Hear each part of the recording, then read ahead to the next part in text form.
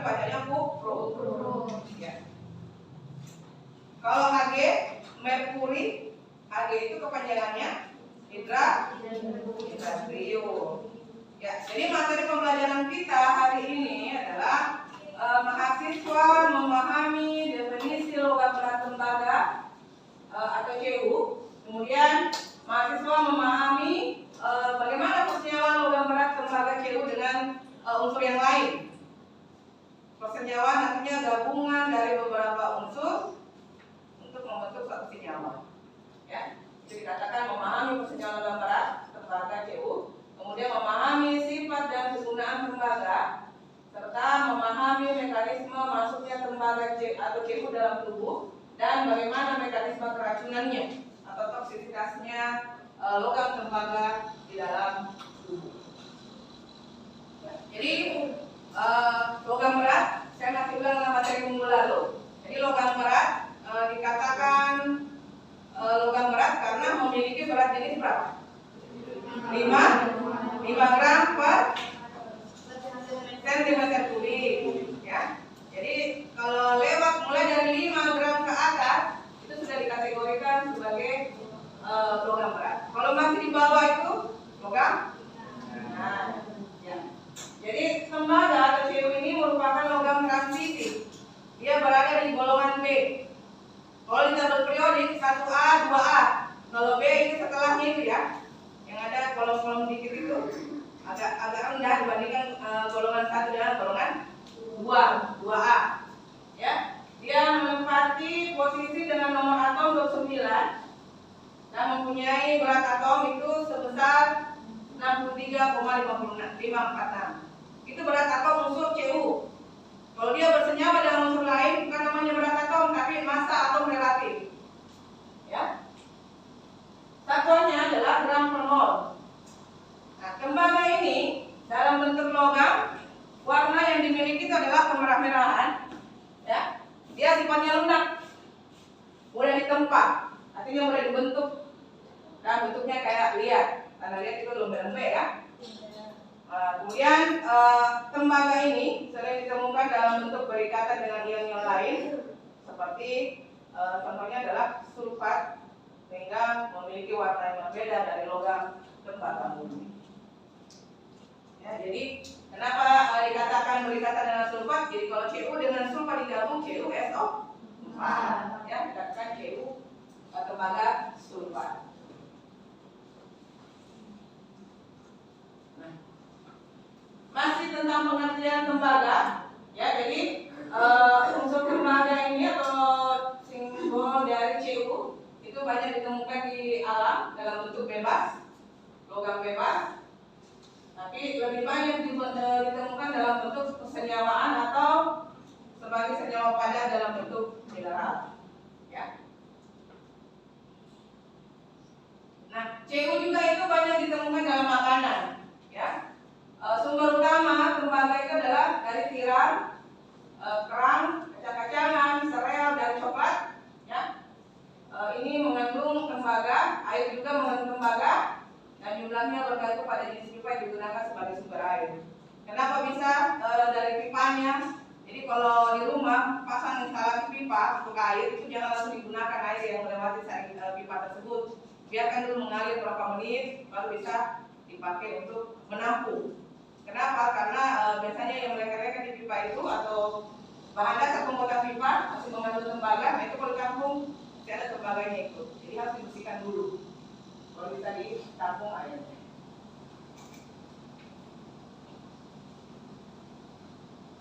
Nah, sekarang kita masuk ke sifat kimia tembaga. Jadi tembaga ini merupakan unsur yang relatif tidak reaktif. Ya, jadi dia tidak terlalu reaktif kalau ketika dia bersenyawa dengan unsur lain sehingga dia tahan terhadap korosi. Kalau pada udara yang lembab, itu permukaan tembaga ditutupi oleh suatu lapisan yang berwarna hijau dari tembaga karbonat basah atau CuOH 2 kali CO3.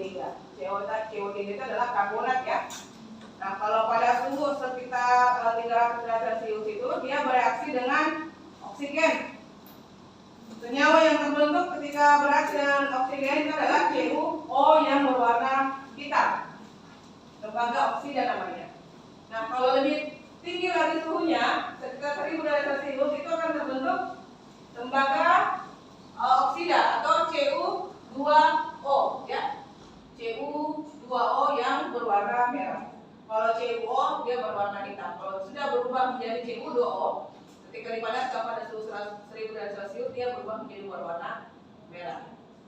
Nah, sifatnya lagi yang lain adalah tidak bereaksi dengan alkali, tapi larut dalam larutan amonia. Amonia itu H3. Ya. Oleh adanya udara membentuk larutan yang berwarna biru dari kompleks CuNH3 4+. Nih, tembaga panas juga dapat bereaksi dengan uap halogen dan belerang.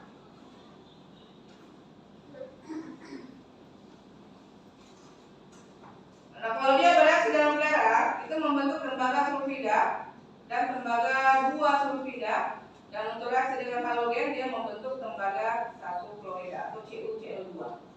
Ya, CuCl2 kalau tembaga klorida. Nah, masih sifat fisika tembaga, ya. Jadi sudah dibahas, dan tembaga itu memiliki warna kuning kemerah-merahan. Kalau dia membentuk oksida, dia hitam, sangat mudah dibentuk, lunak, sehingga mudah dibentuk menjadi pipa atau lembaran tipis. Lembaran tipis ini ya, kawat atau set gituan. Kemudian sifatnya karena dia dapat dibentuk menjadi kayak lembaran tipis baja ya, atau campuran aluminium itu, model kayak gitu, maka dia sifatnya sebagai konduktor panas dan listrik untuk mengaliri aliran elektron. Nah, kalau tembaga ini bersenyawa dengan unsur lain itu sifatnya keras, ya. Tapi kalau dia dalam bentuk murni,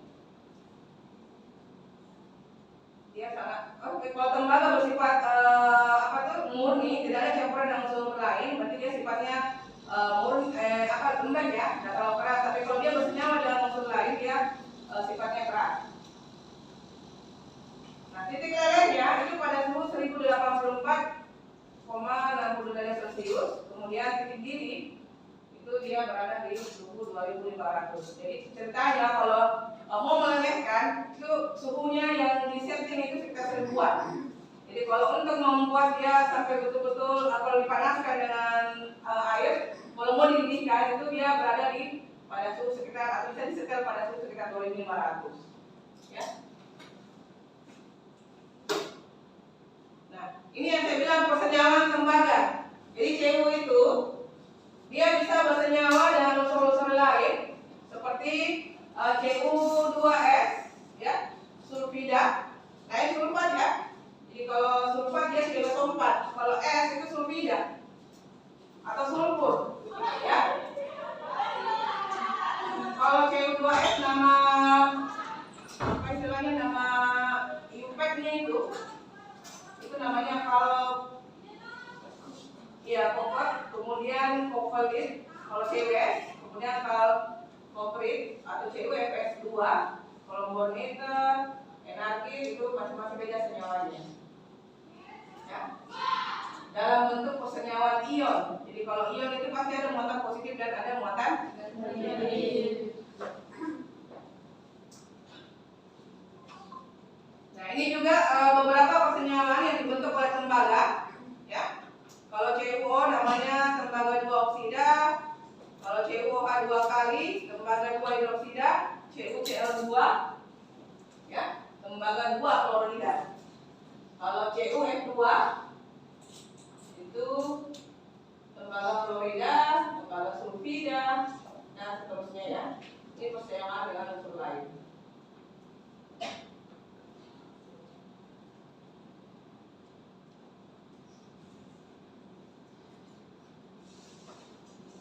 Tadi kita sudah bahas tentang sifat fisika dan sifat kimianya ya. Jadi kita lewatkan saja yang ini. Nah, sekarang kita masuk ke kegunaannya.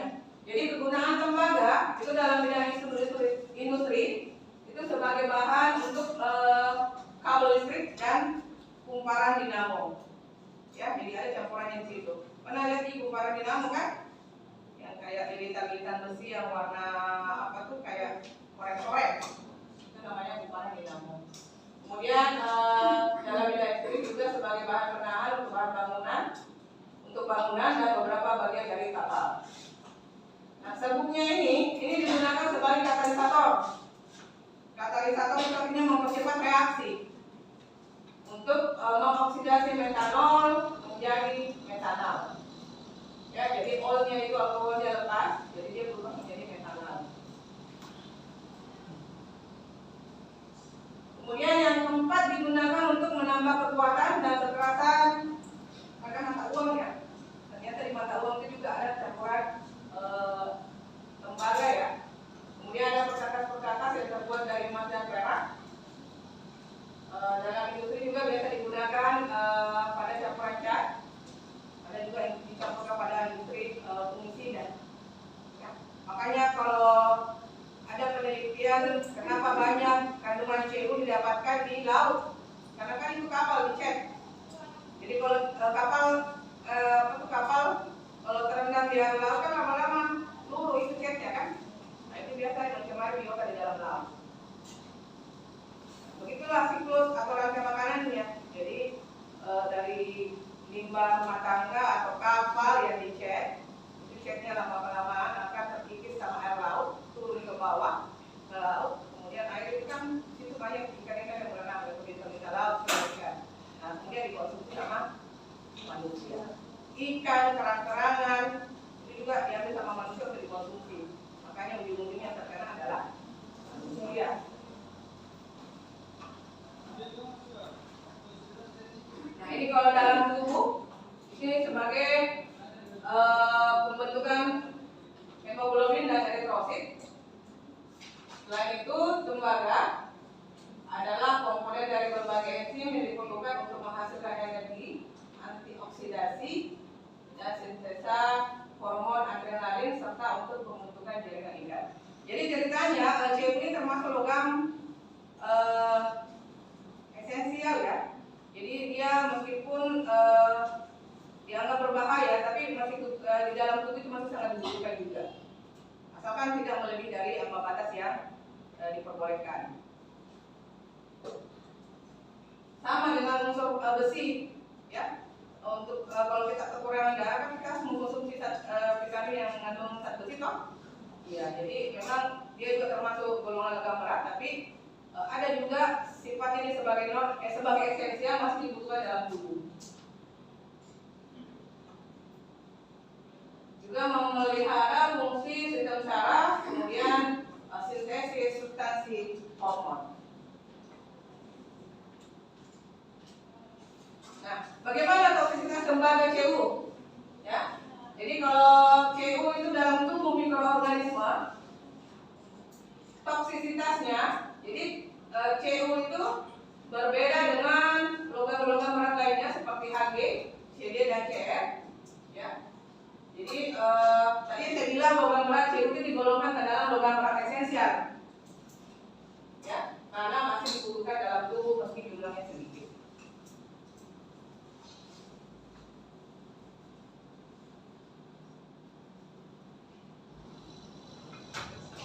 Sama seperti Fe ya. Nah, toksisitasnya itu CU baru akan bekerja dan memperlihatkan pengaruhnya bila logam ini masuk ke dalam tubuh organisme dalam jumlah besar akan melebihi nilai organisme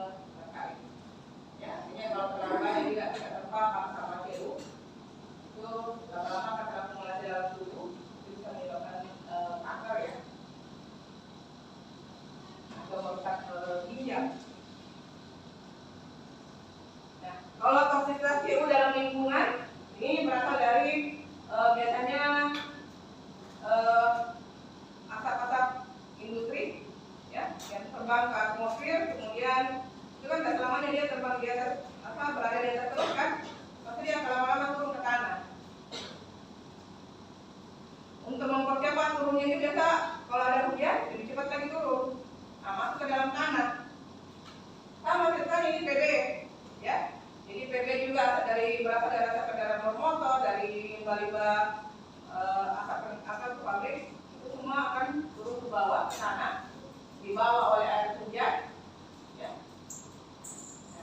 Otomatis aktivitas manusia juga mengambil air dari tanah kan, membor, terus langsung dikonsumsi. Nah, perlu juga itu ada pemeriksaan ini ya, sebenarnya logam-logam berat itu pada air isi ulang. Karena kan tidak tahu apa dia ambilnya dari mana, atau daerah sekitar rumahnya ketika dia membor tidak ada industri. Kalau tidak ada industri daerah itu ya khawatir juga, karena kalau namanya perumahan kita berdekatan kan, di mana septic tanknya, di mana sumur bornya, sebelah sini lain lagi, pasti air sifatnya dia mencari yang lebih rendah.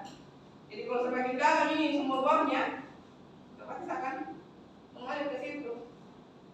Kalau dibilang jaraknya antara septic tank dengan sumur itu sebaiknya 10 meter atau 15 meter.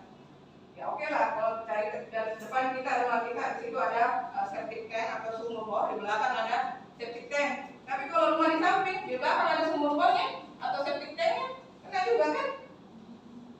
Nah sekarang ini pemerintah itu lagi menggalakkan perumahan yang istilahnya kayak kota mandiri gitu.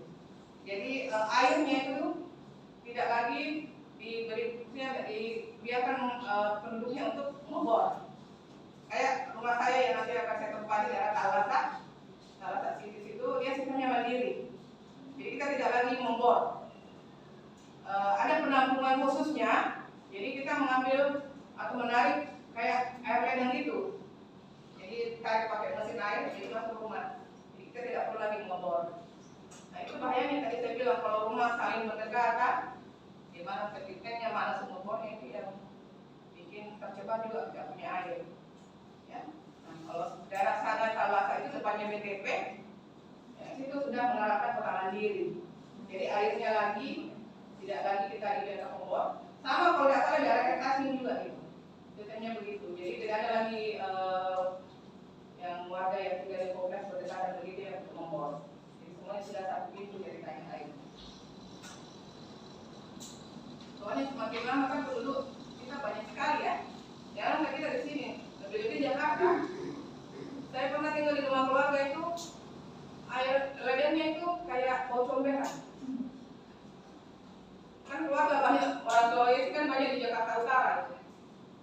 Ya, di situ airnya sudah tercemar sekali. Banyak sekali penduduknya Jakarta kan. Baru Jakarta Utara sudah begitu, belum Jakarta. Dan kan ada 5 ceritanya provinsi itu. DKI, Jakarta, iya, itu airnya tidak tahu bagaimana lagi pengelolaannya itu. Karena saya pernah lihat menggunakan sendiri pagi-pagi itu air ledengnya sudah terkontaminasi sama kayak ada bau comberan. Itulah kalau terlalu padat penduduknya. Nah, ini selain manusia, organisme hidup lainnya juga akan berbaring menjadi bahan racun untuk manusia bila masuk dalam jumlah berlebihan.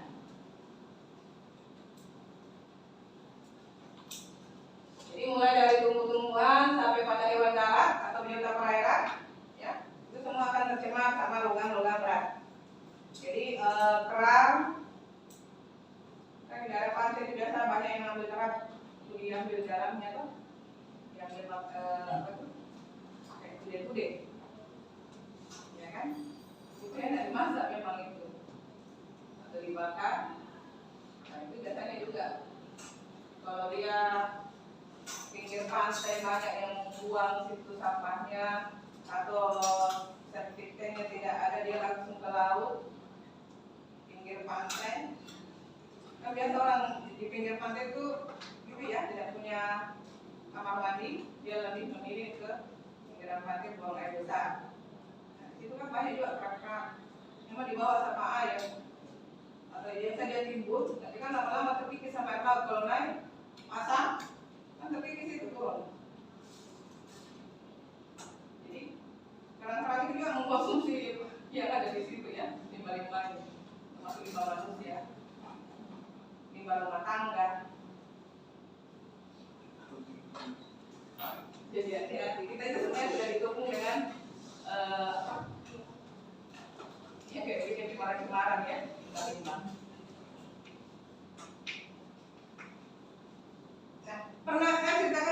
penelitian tentang saya ya. Ini saya dulu penelitian S3 lignin. Lignin itu berasal dari kayu gelondongan. Misalnya kalau banjir banyak sekali bersuku kayu-kayu kan. Nah itu sebenarnya tidak terkikis itu. Jadi ceritanya kemarin penelitian saya itu dari pinggiran muara sungai sampai pulau terluar itu di daerah Spermonde, itu saya mau mengetahui kadar ligninnya. Apa betul-betul di pulau ini sudah terurai atau masih ada? Ternyata mulai dari muara sungai sampai 3 pulau terluar itu ligninnya masih ada. Jadi belum terurai sempurna. Nah, nanti di pulau terluar itu tetap masih ada, tapi sudah kecil konsentrasinya. Akhirnya lama itu baru terurai. Sama dengan plastik kan? Plastik itu kan mencemari juga laut. Langsung terurai, lama baru terurai. Makanya sekarang lebih dibiarkan lagi penentuan kadar dari mikroplastik. Karena itu juga membahayakan biota laut. Jadi yang lignin di pikiran atau mulai dari muara sungai itu belum terdegradasi ligninnya, belum terurai sempurna. Jadi kayu itu masih bersifat kayak golongan-golongan gitu, terus ada yang hancur kan? Makanya bisa kalau kita banjir itu banyak terkampung di pinggir-pinggir itu semua tumbang mencemar juga termasuk lignin. Karena lignin itu susah terurai. Sampai berapa pulau terluar, saya sampai Pulau Kapukota. Itu ada sekitar berapa jam di sini? Karena kapalnya hampir 8 jam. Itu masih ada konsentrasi lignin. Ligninnya belum terurai. Nah ini banyak juga studi yang dilakukan di Amerika, disimpulkan bahwa orang Amerika baik secara sengaja atau tidak sengaja itu telah mengkonsumsi makanan dan minuman yang mengandung CO sebesar 2-5 mg setiap harinya. Ya. Nah ada sebagian yang keluar bersama feses, tapi sebagiannya lagi itu banyak tertampung di daerah hati, ginjal, ya. Kemudian lama-lama juga kan akan mengendap di paru-paru. Nah, kalau tiap hari kita tumbuk sebanyak begitu 2-5 mg setiap hari, memang kecil. Kalau miligram per gram itu kan dibagi 1000 ya. Oke? Iya, miligram per gram dibagi 1000. Jadi kalau 2 dibagi 1000 masih kecil, 0,002 gram. Kecil sekali memang. Mungkin kalau kita serbu gini, itu dimungkinannya ukurannya. Tapi kalau lama-lama bertumbuh dalam tubuh, ya, bisa jadi gram nantinya 0,02. Kalau dalam 1 minggu kita kali 6, berarti 0,12. Kita bagi kali dalam 1 bulan 4 kali, 0,012 kali 4. Mendekati 1 ini ceritanya nanti Pak. 2 bulan, 3 bulan itu sudah sampai 1 gram. Kalau kita kayak gini. Ini kalau daerah Amerika belum tahu kalau di sini. Nah ini metabolisme tembaga. Bagaimana metabolismenya dalam tubuh? Jadi penyerapan CO itu ke dalam darah dapat terjadi pada kondisi asam yang terdapat dalam lambung ya. Jadi itu bisa meningkatkan juga kadar lambung, menyebabkan asam lambung. Kemudian pada saat proses penyerapan bahan makanan yang telah diolah pada lambung oleh darah, sehingga itu yang ada itu turut diserap oleh darah. Nah, kalau dalam darah itu CO terdapat dalam 2 bentuk ionisasi, ada CO+ dan CO12. Nah, kalau dia terserap dalam jumlah normal, maka sekitar 93% dari sel itu berada dalam seluloplasma. Dan kemudian 7%-nya berada dalam fraksi-fraksi albumin dan asam amino. Kemudian nanti dari serum albumin ini kemudian akan ditransportasikan ke dalam jaringan-jaringan tubuh. Ya. Jadi jangan kira banyak yang menumpuk di ginjal, belum tentu. Ini kan dibawa sama darah, entah nyambutnya di mana. Jadi bukan cuma satu titik.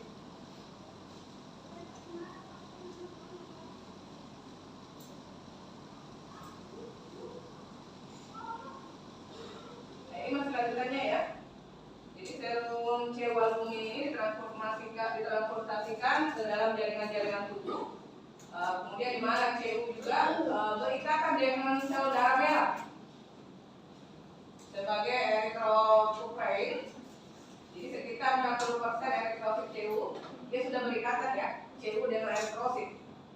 Itu sedangkan sisanya merupakan fraksi-fraksi yang lain. Nah, kemudian darah itu selanjutnya membawa CU ke dalam hati. Dari hati, CU lagi dikirimkan ke dalam kandung empedu. Kemudian dari empedu, CU dikeluarkan kembali ke usus untuk selanjutnya dibuang melalui penis. Tapi tidak semuanya ya, karena ini sudah banyak yang menyangkut itu. Bisa jadi juga dia nyangkut di usus. Nah, bagaimana bentuk keracunan dari tembaga?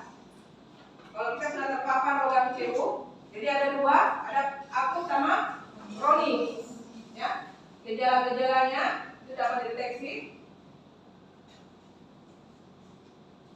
Kalau sudah keracunan akut, biasanya ada rasa logam pada pernapasan penderita, kemudian ada rasa terbakar dan muntah yang terjadi secara berulang-ulang. Kemudian kalau dia sudah keracunan kronis, pada manusia itu terjadi hepatic cirrhosis, kemudian akan terjadi kerusakan pada otak dan demielinas, kemudian serta terjadi penurunan kerja ginjal dan pengendapan CU dalam kornea mata. Jadi mata juga kena.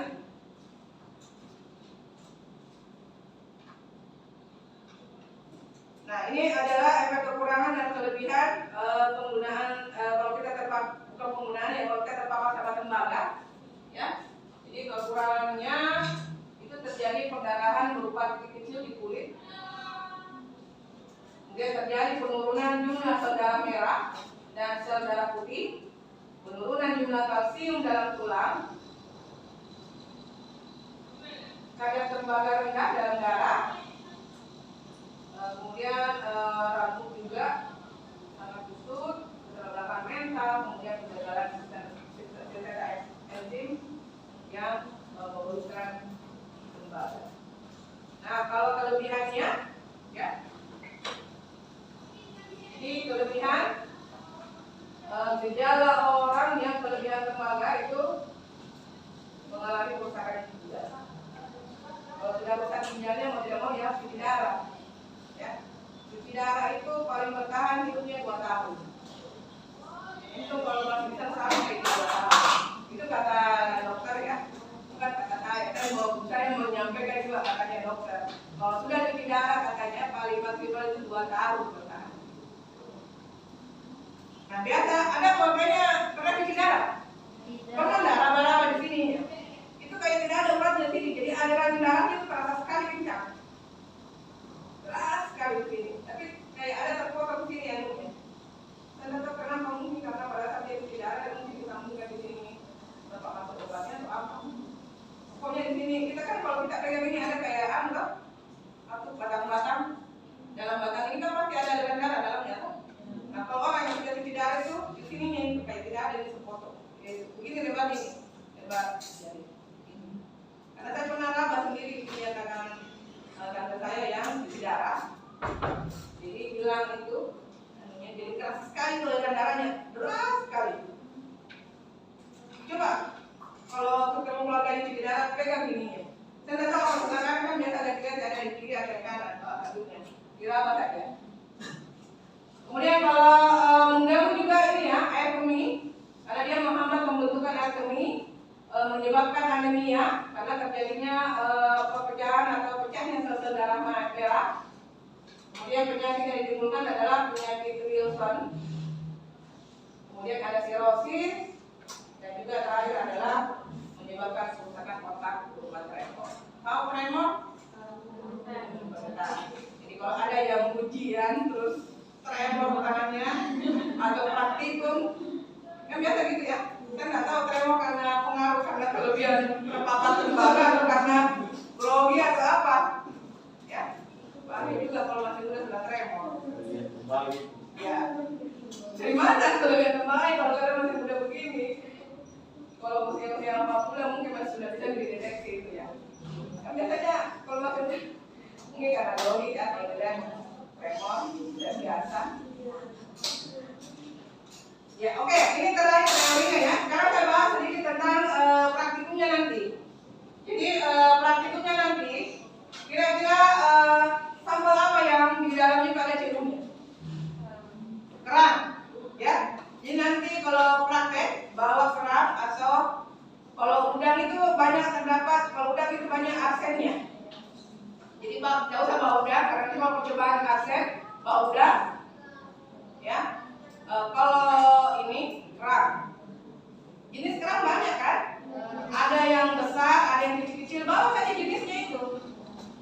Banyak itu di pasar kan? Beli itu yang besar, tapi jangan besar semua. Ambil juga sedikit. Kalau tidak mau dibeli sedikit, apa bawa ke rumah masak. Ambil sedikit anunya. Kan yang dibutuhkan paling banyak 5 gram. Dibawa, akan ada juga ikan kerang warna oranye, no? Nah, bisa dibawa itu. Kita mau tahu apa ada logam CO di situ.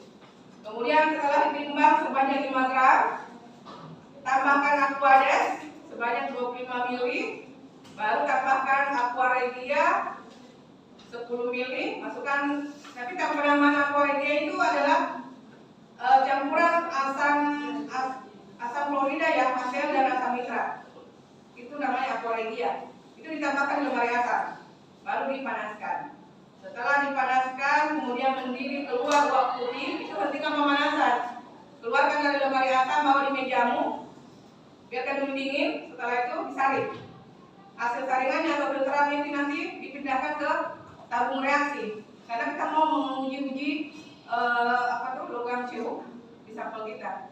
Jadi tergantung nanti reagennya yang ada di lab. Kalau tidak salah reagennya untuk CO itu ada 2 atau 3. Disiapkan 3 tabung reaksi. Jadi filternya tadi ambil 1 mili, masukkan ke tabung reaksi ya, baru labeli sesuai dengan reagennya. Kan nanti reagennya ditambahkan 1 atau 2 tetes. Kalau dia menunjukkan warna apa sesuai dengan uji kualitatifnya, jadi positif. Tapi jangan lupa siapkan juga kontrol positif dan negatifnya ya. Nanti kontrol positifnya itu nanti ada CuCl2, kemudian ditambahkan juga nanti reagennya. Kalau kontrol positifnya itu pakai kontrol negatif adalah aquades. Ya, jadi siapkan 5 tabung reaksi. Jadi 2 kontrol positif dan negatif itu 2 saja ya. Itu nanti dipakai beredar di tiap kelompok untuk menyamakan bahwa betul kalau dia positif dia warnanya sama. Ya, tergantung reagennya. Jadi kalau 3 reagennya 3, siapkan juga kontrol positifnya 3. Sesuaikan dengan reagennya. Oke, materi hari ini selesai. Terima kasih. Assalamualaikum warahmatullahi wabarakatuh. Waalaikumsalam warahmatullahi wabarakatuh.